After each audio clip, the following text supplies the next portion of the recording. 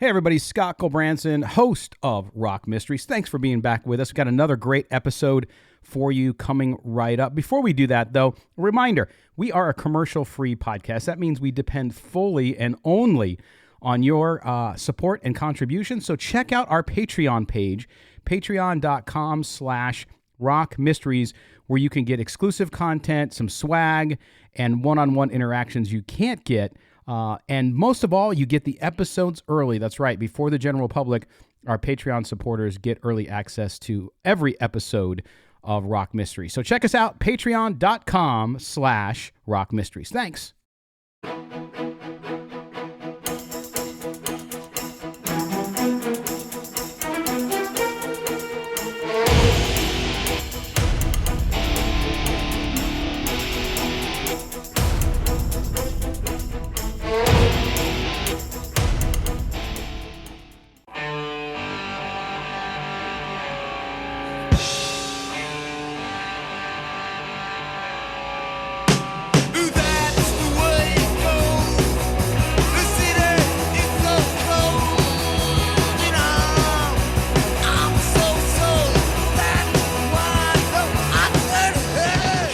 Anthony Gonzalez, a kid from Queens, New York, grew up loving and playing baseball. With a loving mother and sister, he was abandoned by his father and found solace in his music as he got older. Gonzalez morphed into Johnny Thunders, and his band, the New York Dolls, set New York on fire in the mid and early 1970s. Although their career was short-lived, the influence of Johnny Thunders can be felt today in rock and roll music and throughout the 70s and 80s. But Johnny Thunders also had a downside. Despite being influential in the world of music and with guitar players and songwriters, he had an addiction to heroin that would end up killing him, alone in a New Orleans hotel room. Is there a mystery about the death of Johnny Thunders? We'll ask and talk to author Nina Antonia, the official biographer of Johnny Thunders, as we explore yet another rock mystery.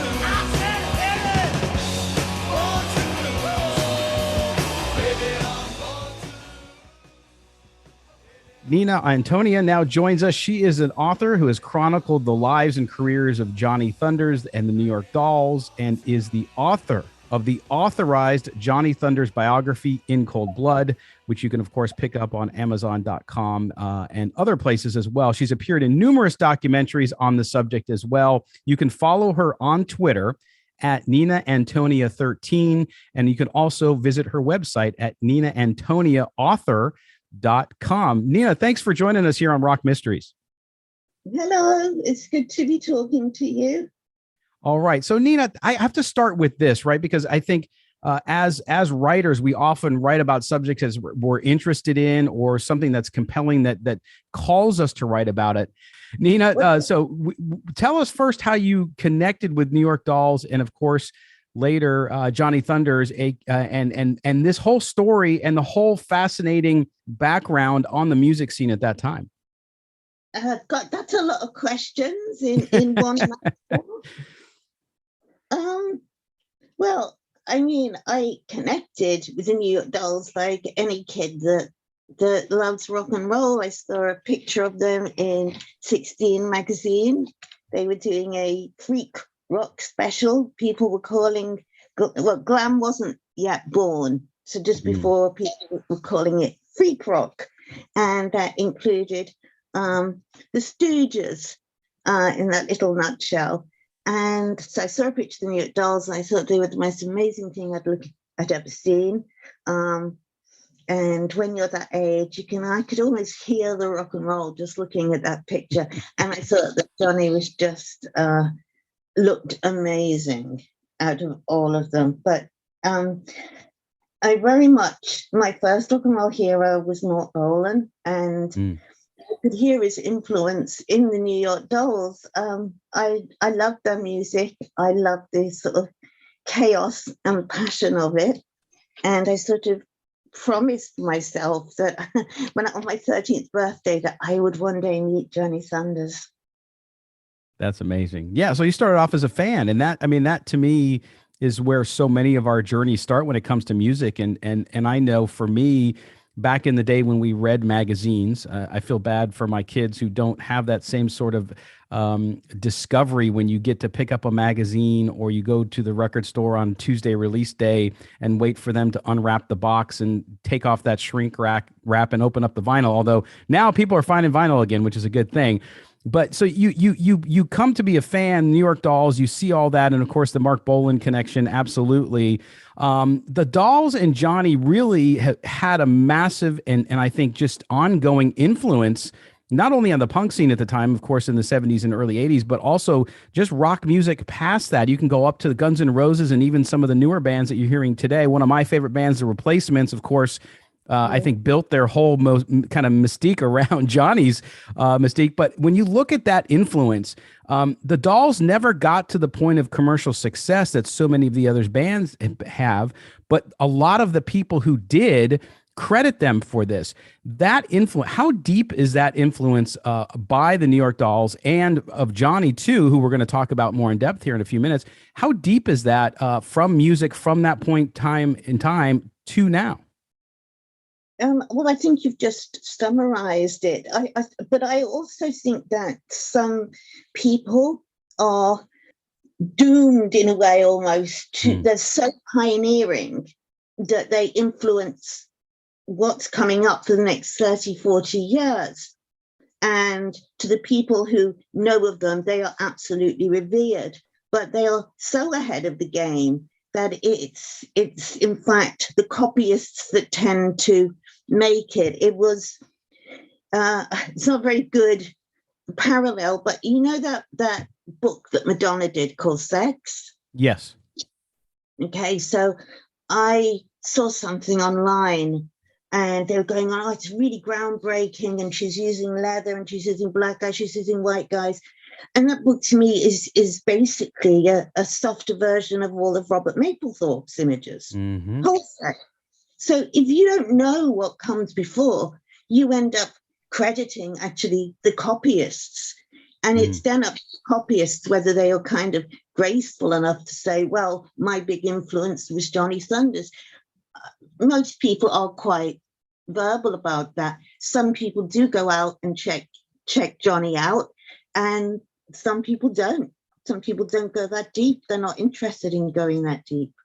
Yeah, it's really fascinating, and I think there's this school of thought, and they call it it's a biblical reference, but they call it the Moses effect, which is of course going back to the story of the Bible. Moses leads the Israelites right to the Promised Land, but he never is able to go in or to get there. And I think that this is the same kind of premise, which is there's so many folks in the arts, and you talked about Mapplethorpe, and you now talked about Johnny Thunders and the Dolls and music. Is they completely reinvent something, or they do something differently than anybody ever has, and they change the trajectory of an entire art form, but they never get to see the fruits of their labor, which is really fascinating. But that's how it is, and I do think for the people that discovered Johnny, just like the people that discovered the Dolls, it was a real awakening. I mean, it definitely kick-started punk in the UK, and although it sounds kind of simplified to say that one night we were all watching the Old Grey Whistle Test, and from Morrissey to the Clash, well, to the people that would be in the Clash, to the people that would be in the Sex Pistols, we were all galvanized by it. But we were galvanized by it because music, or rock and roll music at that point, seemed kind of stale.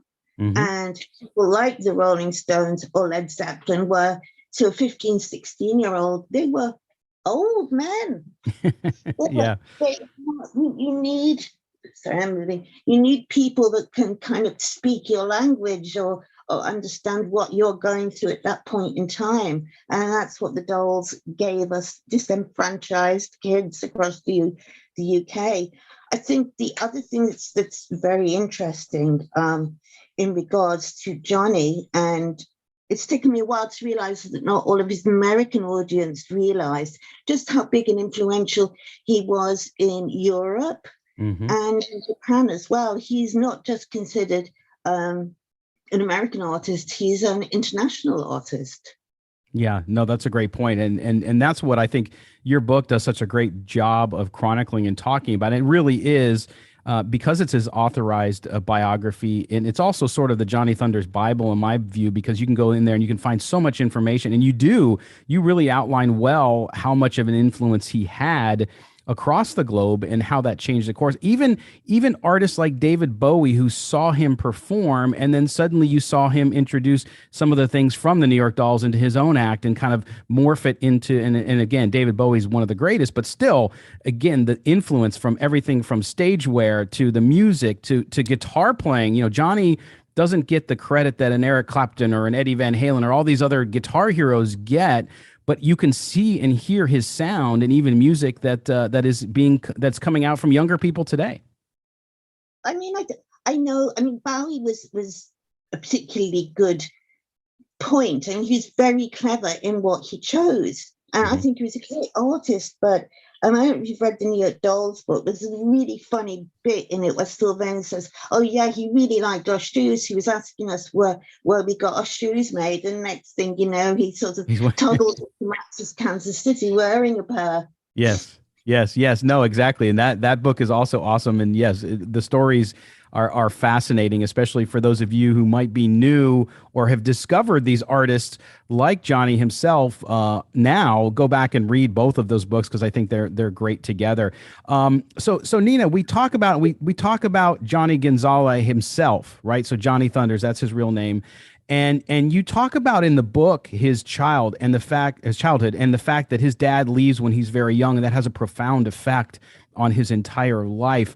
But he grew up somewhat of a normal childhood in some ways. You talk about him in his affinity to play baseball in New York. He grew up in Queens, so he was obviously a big baseball fan. But what about his childhood and that abandonment from his father, the feelings of abandonment? How did that put him on the course of his life that ended up in, unfortunately, his early demise? Oh, okay. You are asking big questions, aren't you? I suppose you have to. I try, Nina, I try. What do we know? Well, we know that Johnny's father abandoned him and the mother, and that mum had to work two jobs, and Johnny was mostly left in the care of his elder sister, Marianne, and that he was very much loved, but there was financial struggle there, from what I understand. Mm-hmm. But one of the sort of themes in Johnny's music, particularly the song that's considered his greatest, "You Can't Put Your Arms Around a Memory," is loss and abandonment. Mm-hmm. And he very sadly repeated that cycle of loss and abandonment with his own children. And it also meant, I think, that he was quite needy in his love relationships, because I experienced this as well. If somebody that you love and depend on is there 1 minute and then they just go the next, and you're a child, that just completely destabilizes you. Yeah, it does. And to me, I find, not all, of course, Nina, but I find in reading Johnny's story and having and researched so many other musicians and artists, is that drives them to create amazing art that they do. But there's also that duality, right? The duality of the pain, which leads to the creativity. For Johnny himself and that childhood and where it leads him into music eventually. But even early on in his life, the substance abuse that would become so attached to him later in life, especially around heroin, isn't there at the beginning. What was the inflection point where he turned from somebody who was interested in music, was driven to do this, to then getting a taste, unfortunately, of heroin, and then that leading into the spiral which took him down that rabbit hole? Johnny happened to be very good at is it baseball, basketball? I mean, no, it's baseball, isn't it? Baseball, Yeah, baseball. And he was scouted for the Little League, which was really, really a big deal. And he wanted to go to everything that it entailed. But even today, this is the case. They expect the father to be involved, to take the kid to things. I don't know what dads in baseball do, but it meant that Johnny could not proceed. And it must have really, really hurt, because you want to be just like everybody else. And he was very good at baseball. And in fact, when I went to Queens, I met his old baseball coach. that was very moving because he was, by that point, the old baseball coach was in his 80s and he was in a wheelchair, but he spoke so fondly of Johnny, just saying how good he'd been and what a sweet kid he'd been. But because of that lack of a father, that was the first dream that was dashed. I mean, imagine how different it would have been if he'd been able to pursue that. He would never, I don't think, have gone near drugs. The need wouldn't have been there if he'd have had the father, but who knows? Yeah, that's fascinating, and I found that story incredible in the book about that because having sons of my own and having had them play baseball and soccer and sports, you especially back then in the '60s, you're talking about a much different time. Today, there's a lot of single parent households, so things have changed a little bit. But back then, you're right. There was this need and requirement for people to have a father or someone there to make sure that they could play on, and Johnny couldn't do that because his father wasn't there. Now that transition. So at what point does he then say, okay, well, he can no longer go on with his baseball dream, which to your point had to be just crushing for him. He discovers music though, and what was it about music that Johnny found solace and maybe an outlet in? Oh, yeah. Well, but when he was like discovering music and everything, it was the kind of, I guess, the height of rock and roll, wasn't it? So the Stones at Madison Square Garden, and there's all this debate. I mean, you can see him in the crowd wearing, it looks like sort of a cherry red jacket and fluffing up his hair. And he also came to London with his girlfriend, and saw Tyrannosaurus Rex. And he told me that when we were, I mean, it's in the book, but he did mention it when we were walking past the house where Mort Bolan had lived.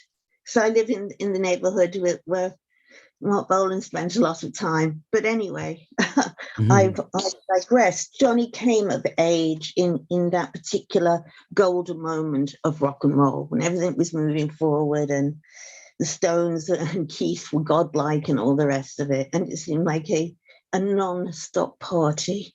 Yeah, and it was interesting, even going back to some of the, and I am jumping around a little bit here too, because it triggers some of the memories from reading your book around when Johnny was in the hospital and he was impersonating Elvis Presley for all the nurses. He was someone who really did, and you can hear it in his music throughout his career, right? Which is that influence of sort of the Gene Vincents, the Elvis Presleys, all the kind of, and the R&B too. So the Motown stuff as well. So his interest in music was genuine. And at that time, to your point, rock and roll, R&B, all of those things that were sort of in their golden era. And it certainly is reflected in his music.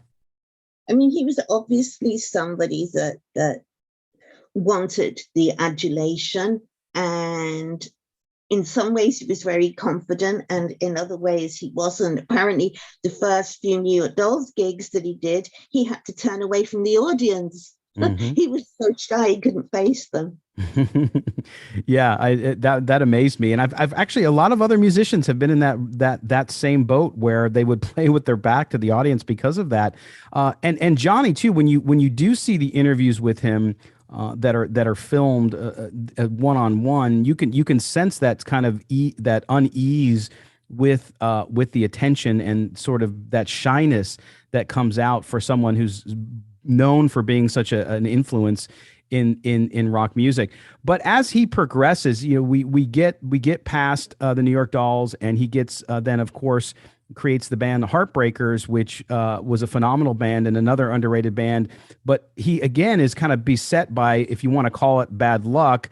Things just don't seem to work out. How much of that and the inability for Johnny to kind of take that next step to where he got the recognition and the success commercially was due to his own actions or other outside pressures that happened around him? Back a bit, because he I mean, the drugs, using hard drugs, did enter into the picture. He was in the New York Dolls, and they seem to have entered into the picture after he really got heavily into speed. So it would have helped him come down. There was far less education about drugs and the pitfalls of them. And he was a big fan of Keith Richards. I think in there, his friend Gail Higgins Smith, who became the tour manager of the Heartbreakers, was saying that he kept Keith's cigarette butt when they were in some bar and Richards was in there. So yeah, he was a rock and roll fan. The other thing is, unfortunately, opiates, heroin do kind of nullify any difficult, painful feelings that you're going through. The other tipping point may have been that the Dolls were very close, and the first drummer, Billy Mercier, died. Right. And that was something that Sylvain said he didn't think Johnny ever kind of got over that.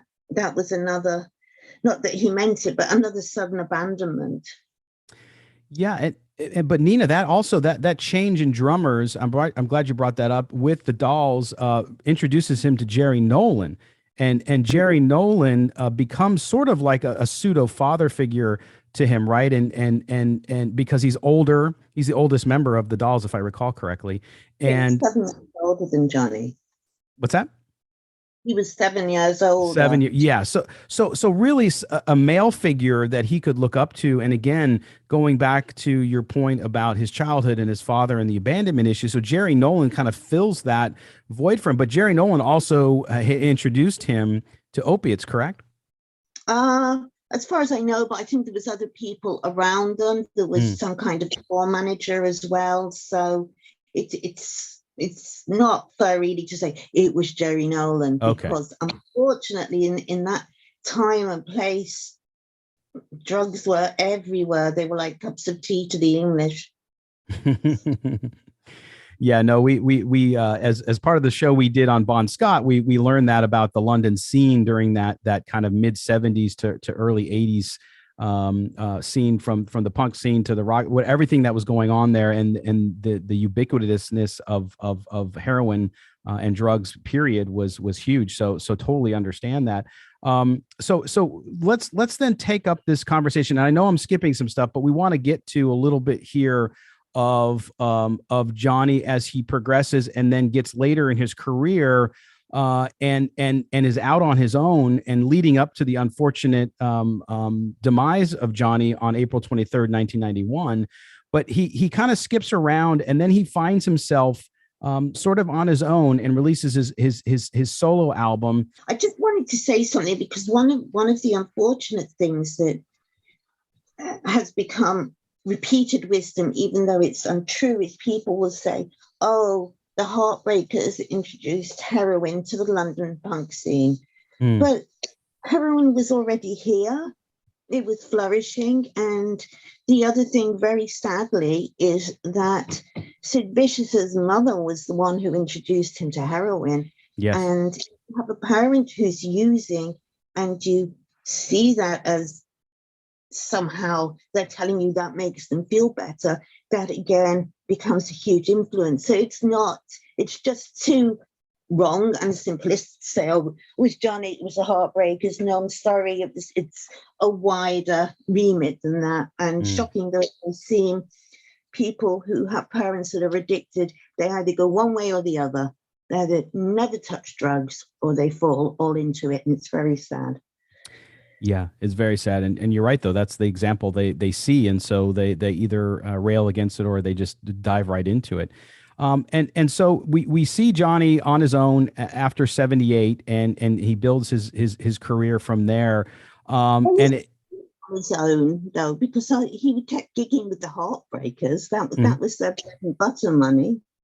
And he kind of goes through that. And I think there's times when I read the story in your biography where you feel like he's on the cusp of breaking through, and then something happens. And that seems to be kind of a repeating factor throughout his life. And I know we talked about it a little while ago about kind of how much of that was him, how much of that was just circumstance. The one thing too that stuck out to me, Nina, and tell me if I'm wrong about this, but Johnny seemed, just based on how you describe him, the conversations and his actions, seemed to be just a really accepting person. So when people asked him for help or they wanted to be involved with him, he sort of welcomed them in, and a lot of times that ended up biting him, didn't it? Yes, I think it probably did. I mean, but he did kind of change, towards the end of his life. He was definitely do as I say, not as I do. Mm. He would hate to see people getting onto drugs because by then he knew the pitfalls of it. I mean, something else kind of changed between those golden days of rock and roll to the sort of 1978, 1980s onwards, and that was that rock stars started jogging and getting healthy, and drugs were no longer sort of fashionable anymore, or they went out of fashion. And rightly or wrongly, Johnny was judged very harshly. I mean, there was, I read somewhere, it was in Punk magazine, they said that they hardly ever included Johnny in it because they wanted to make an example of him. But that's so crazy because they didn't make an example out of Dee Dee Ramone, who had just as much of a drug problem, or Iggy Pop. So I would say that they were probably picking on Johnny in that incident. Yeah, and that's the thing that in researching this, reading your book, watching a few documentaries and interviews, was this kind of feeling that it was the same thing over and over again, which was sort of like, well, he was difficult to work with because he wasn't reliable, and that seems to become the kind of overreaching narrative. But yet there are other musicians that have had similar issues, but then you hear people talk glowingly about them because they're appreciated. Look, we're all human beings. We all have faults, and we all have positives and negatives. And it seems like we're starting to maybe get to a point in time where people are appreciating him more, but that narrative still is there, is it not? So this idea that he was just a mess to work with, and that even though he had some talent, and yeah, he deserves a little bit of credit, he was such a pain in the ass that it seems like that's what people focus on instead of what he offered and what he helped change through the course of his career. I would have said only the people that didn't understand him. I mean, I don't think he ever missed a single gig, apart from if it had been, I think there was an incident of a club owner saying that Johnny wasn't going to play when was going to play when he'd never agreed it. But he was like the hardest working man in rock and roll at one point. Yeah. He did as many gigs as James Brown. He showed up to all of them because if he didn't, then he wouldn't have had the money to pay for his lifestyle. He had to.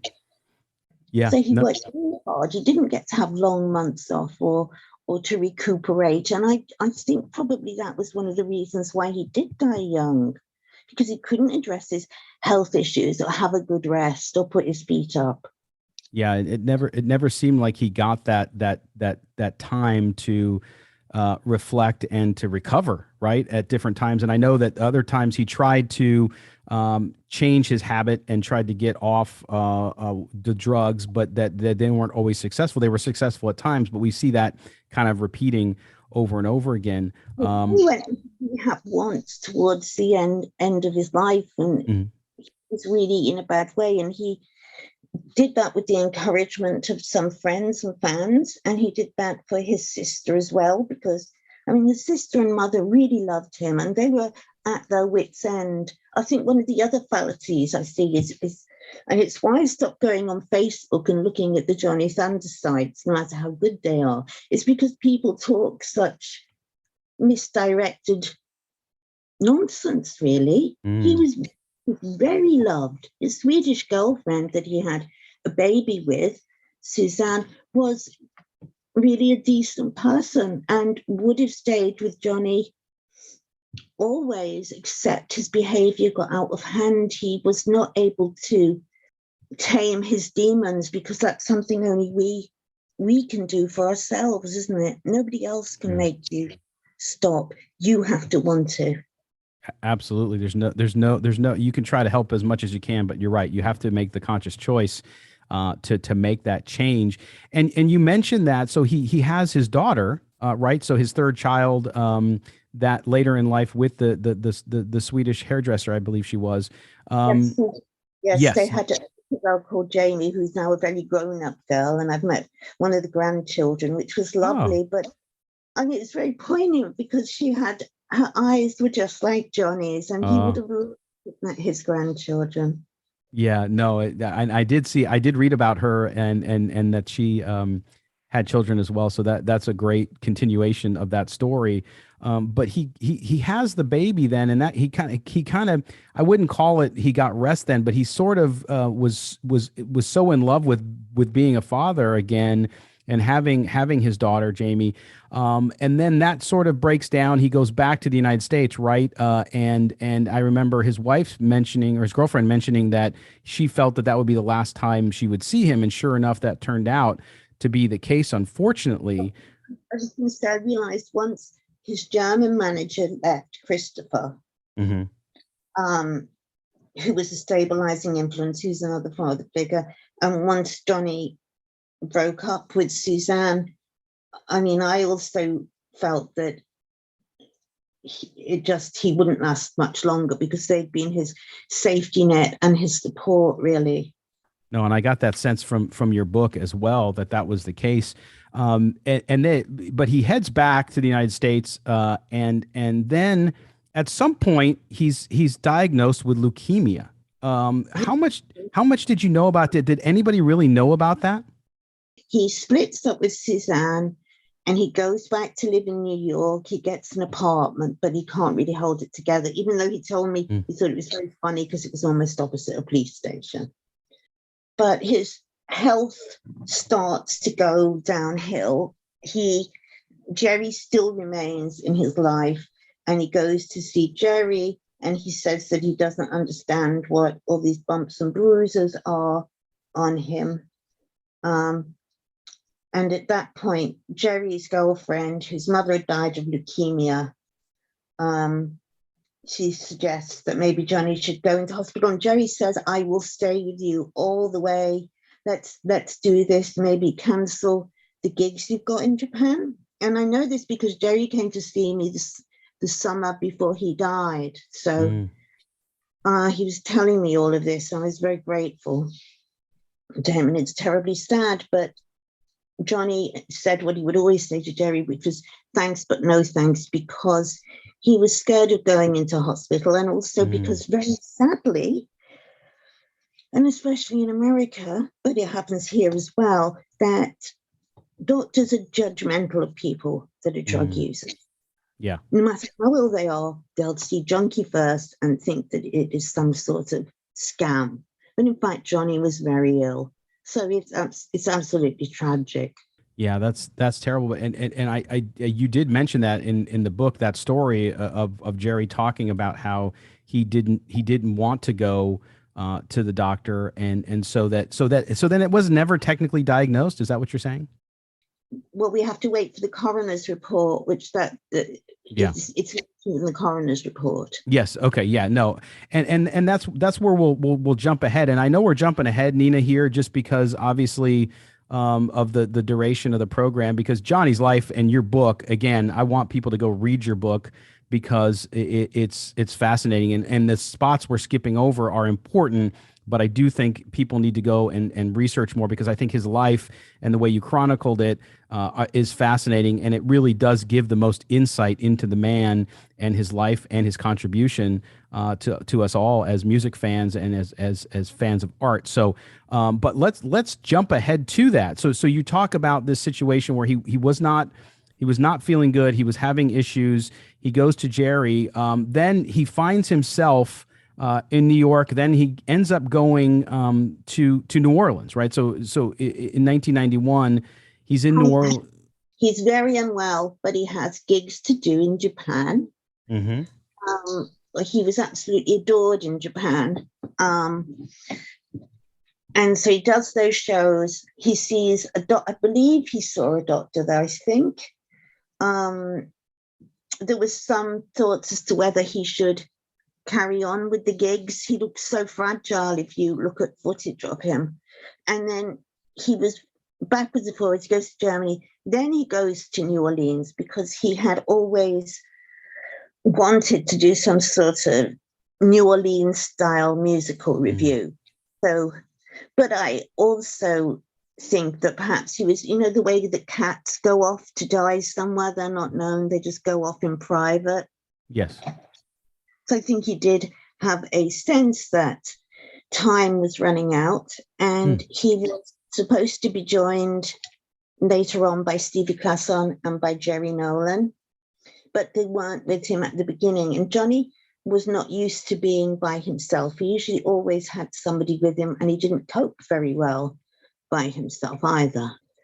Yeah, and so he finds himself, like you said, and you do talk about that through the book too, right? About how the need for him to be around and to have people involved in his life on a daily basis that he could depend on, and so he finds himself in New Orleans, and so the events around April 23rd, 1991, the official story from the police department is that he dies of a drug overdose. Suspected overdose, yes. People said that at the beginning, and people still say it now. In the coroner's report, it says that there was, I think, heroin and methadone in Johnny's body, but it's very clear that it is not enough to kill him. Correct. Yes, it was. It said, the coroner's report said cocaine and methadone. Correct. Yeah. But there's not enough for him to die of an overdose, even though journalists are still saying that to this day, as if there is no background, there's no documentary, there's no book. You can keep paraphrasing inaccuracies, and people love to believe inaccuracies. You're right. You're right. And so, so the day he passes away, though, all of these things, these stories that go around about other people being there and all that stuff. What if through your research, and even Dee Dee Ramone in his biography talked about him being mixed up with some people, and like you said, he was only there a very short time. What through all of your research and your conversations, sort of what is the truth there, so that we can set the record straight? Okay, with all due respect, Dee Dee Ramone wasn't there either. His and Johnny's sister, Marianne, got a detective involved. What do we know? We know that Johnny was very ill. We know that in the coroner's report it says it appears that he has leukemia, and that's not an overdose. So what's the mystery? If there's any mystery, it is that people either knew that he was dying and didn't call an ambulance, and that they ransacked his room when he was dead.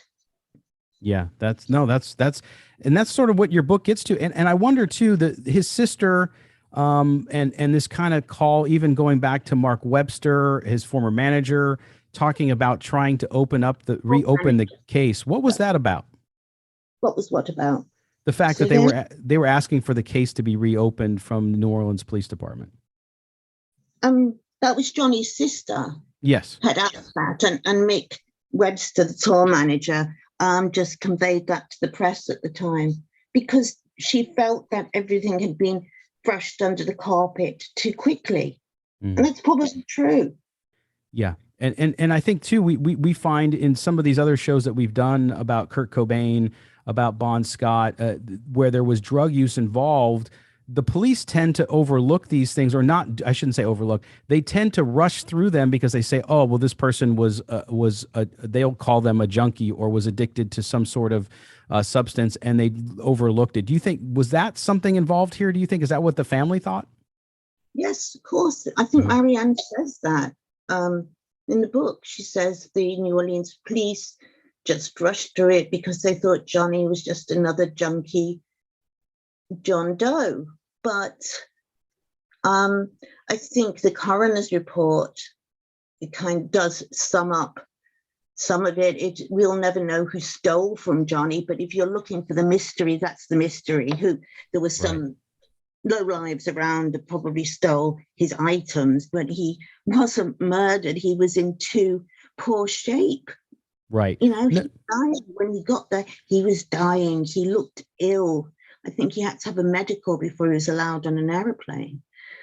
Yeah, and I agree with you. I mean, there's always these conspiracy theories, and to your point you made earlier, especially with the proliferation of the internet now, people share all kinds of crazy stories, and certainly for us, the mystery here is more about what did happen in those final hours, and who was there, not because there was some sort of foul play, but just because they might not have rendered aid to him at a time when he needed it, or at least took advantage of the situation. Is that how you see it as well? That's exactly how I see it. And it is, I do get a bit annoyed with people trying to soup it up into a big mystery, or Hmm. trying to get journalistic kudos by going, oh, this happened, that happened. With somebody like Johnny Thunders anyway, there's always a lot of sort of tall stories around. There was a lot of tall stories around Johnny for a short guy.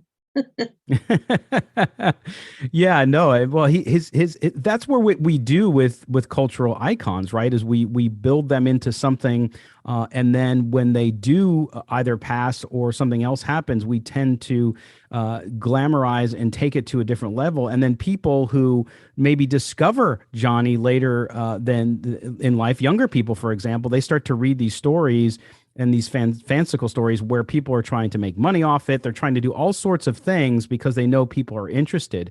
But to me, the interest here for us, and the kind of mystery of Johnny Thunders is not some foul play story at the end of his life, because to your point, he was very, very sick. But the mystery of who he was, why he was the way he was, is much more, I think, the important story than how his life ended.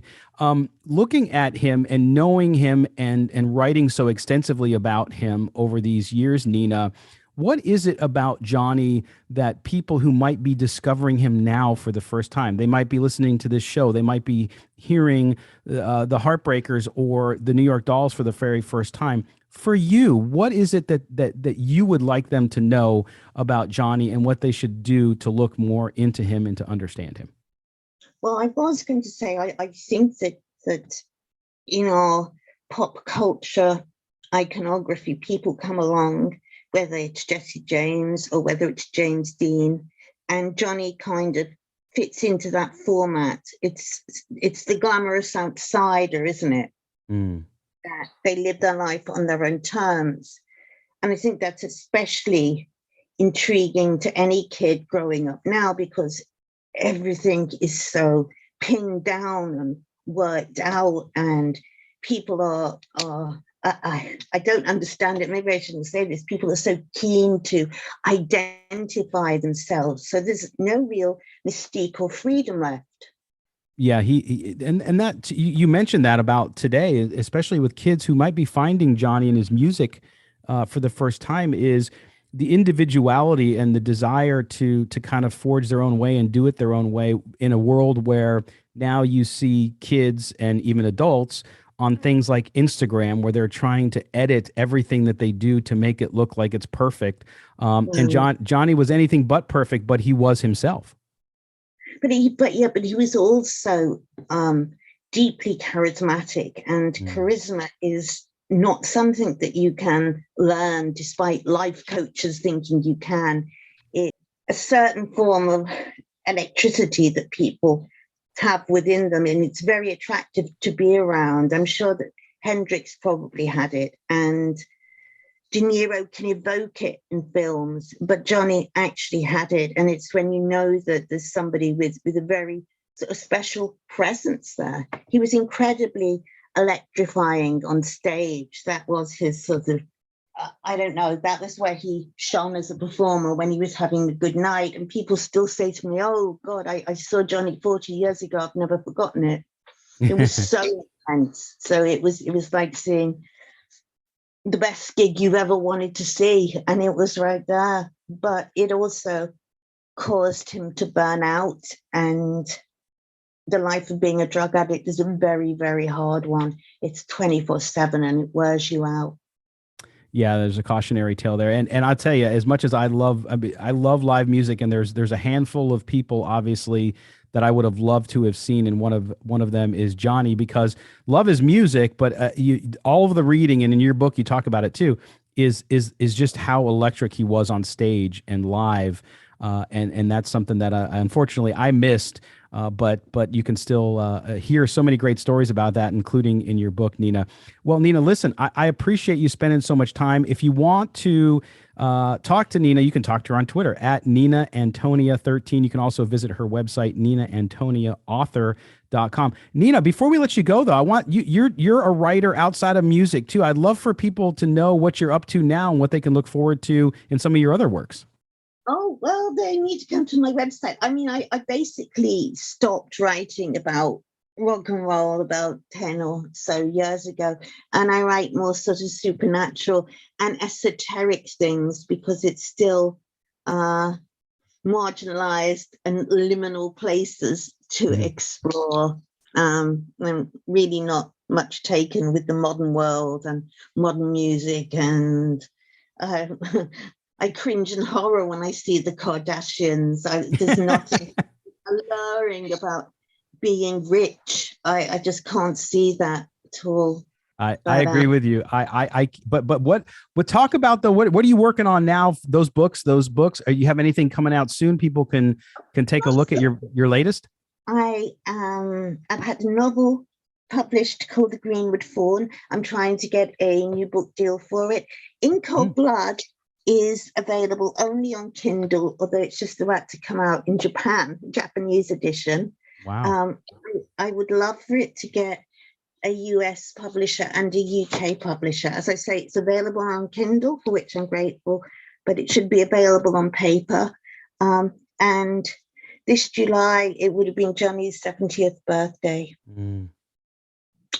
So I don't know where the years have gone, but when he died, I sort of, a whole scene, I think, withered. It was really very, very sad, but I'm still grateful to be talking about Johnny, and I'm still grateful to be writing. And I'm hoping to record some poetry with Neil X and Chris Musto, and both of whom played Johnny. Yes, that's very cool. Yeah, Chris Musto was in the Oddballs, who was Johnny's last band, and Neil X was in Zig Zig Sputnik and did the odd gig with Johnny as well. So yeah, the circle is unbroken. We know who we are. Well, Nina, I want to thank you for the time, and I'll tell you, you continue to do a great job of talking about Johnny and making sure that his legacy and who he was is told properly, instead of in ways that are made to make a cheap buck or to besmirch him. So thank you so much for doing that. We appreciate you being with us, and we'll keep in touch with you, and we look forward to reading your poetry and hearing much more about it.